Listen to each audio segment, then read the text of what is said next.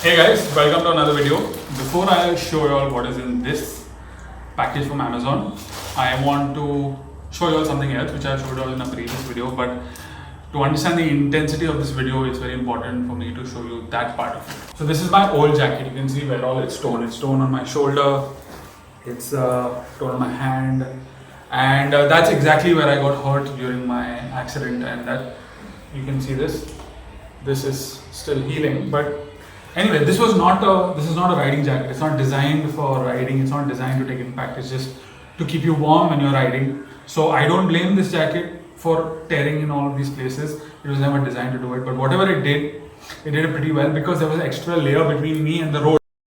So by the title of the video, you know that this is my new riding jacket. So let's unbox it or unpack it. Let's be a little bit rough and unclose this.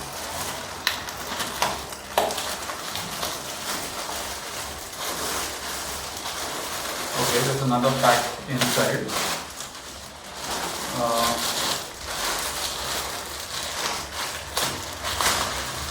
Nice big package.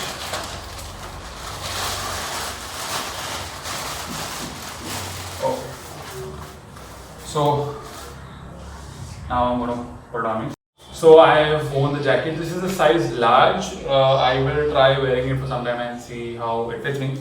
But so it's got armor protection on the elbow, on the shoulder, and it's pretty light in the front, so that it allows a lot of airflow to go through. So yeah, so far so good.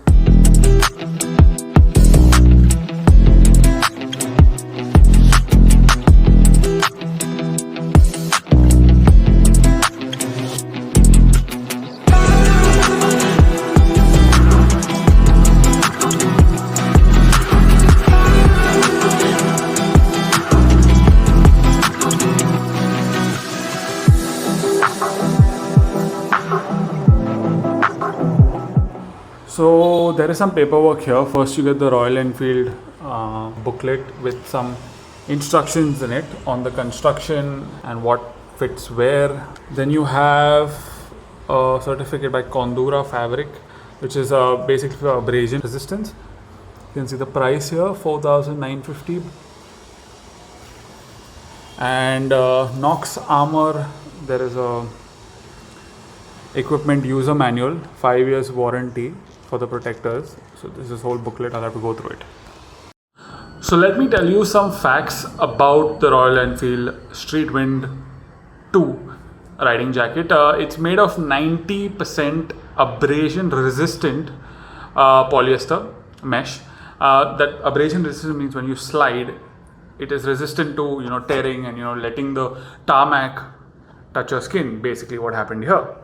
So it's 90% of that, and 10% of it is a slightly stronger polyester material, which is a 600D. I don't really know what that means, but I am guessing it's a stronger material, which is slightly different to the normal 90% that's there. Another good fact is it's got armor on the shoulder, on the elbow, and on the back. So now the shoulder and the elbow is Knox level 1, CE level 1 armor. And the back is something called EVA foam. So basically it's a foam, but it's slightly stronger. It behaves differently under certain stress loads. Now a very good thing is definitely it is level 1, but it can be upgraded because the slots, you can just buy another armor and put it into that slot and you'll have a level 2 jacket there and there. Not completely, but at least the armor part. So this jacket is certified for CE level 1. Now what does it mean? CE is actually a French word, and I'm not even going to try and pronounce the word. But CE is a European standard for armor in terms of road use, motorcycles and so on and so forth.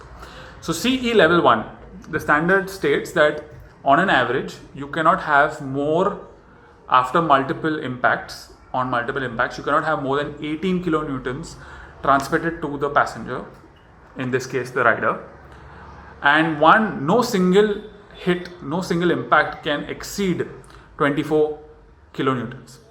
So that's figures. Now the thing is, I know kilonewtons doesn't make sense to most people, but that's the figure. Now CE level 2, because level 2 is more than 1, is double that. So level 2 says that you cannot, on an average, multiple impacts cannot exceed 9 kilonewtons, and no single impact can exceed 12 kilonewtons. That's half. So you see how 18 becomes 9 and 24 becomes 12.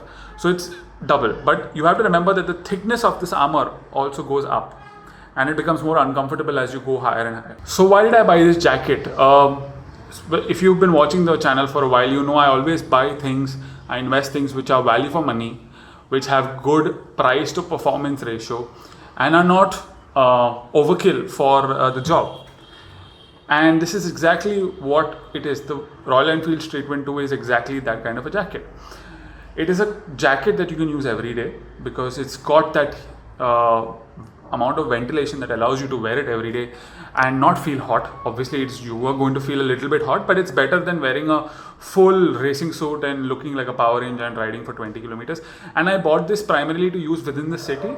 Obviously, I'm going to use it for rides, but mostly 6 days of the week it's going to be in the city.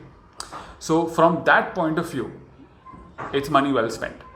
Now you'll say, okay, it's level 1 armor.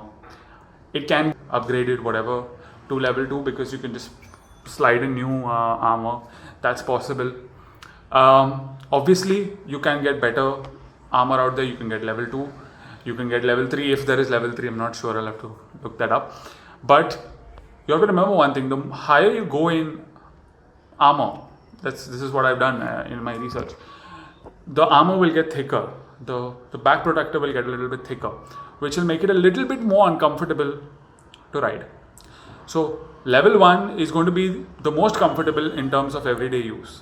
And the higher the level, the more uncomfortable it's going to be for everyday use. Now, obviously, if you're riding on the track, you want the best bodysuit available, and that's fine, but you're riding on the track. So if you're riding every day on the track, definitely you need the highest level of protection. You will not see MotoGP riders settle for level 1, you will not see MotoGP riders settle for leather jackets, right? But they're riding every day on the track, high speeds, makes sense.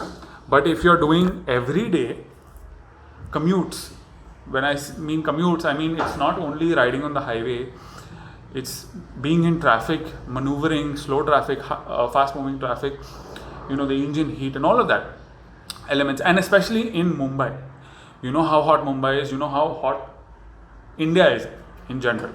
So you can't use certain equipment here. Obviously you can use it, but it's such a overkill.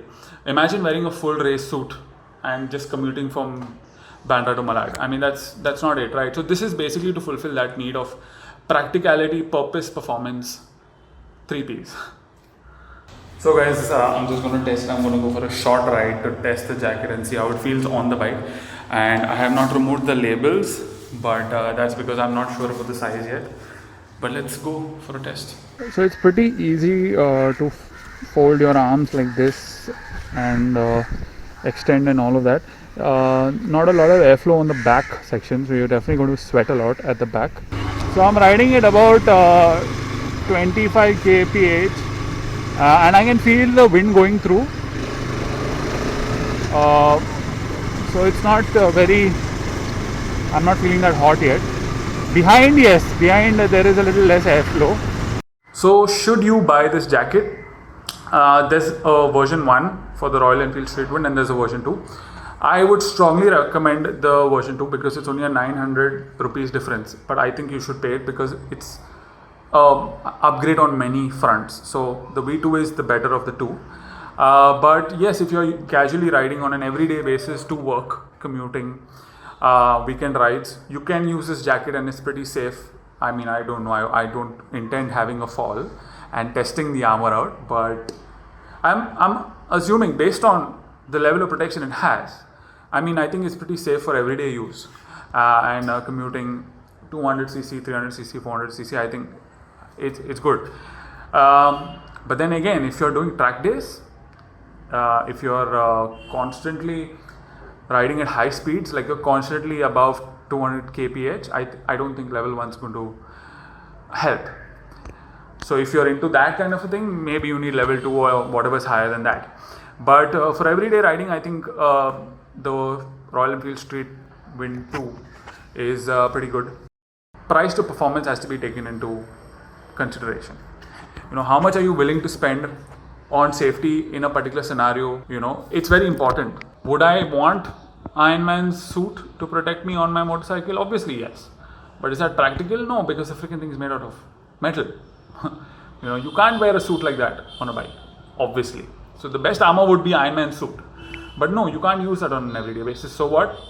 Royal Enfield SteetWind 2. So that is all for this video, guys. I will see you in the next one. If you like this video, like, share, subscribe. And if you don't like this video, you can press the thumbs down button. And I'm purposely going slow because I see a lot of motor vloggers go like, share, subscribe really soon, and it doesn't make sense. So I'm going to say it at my own pace so that you understand what I'm saying. I hope you all are riding safe. Always wear your helmet. Beyond jackets, the helmet. Because whatever abrasions you have on your body, if you have a fracture, your bone's broken, if you have a sprain, it will fix itself.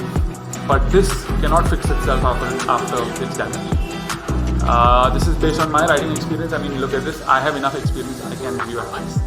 So I will see you in the next one. Like, share, subscribe, all the good stuff. And if you don't like this video, press the thumbs down button. Ride safe, ride hard. Bye.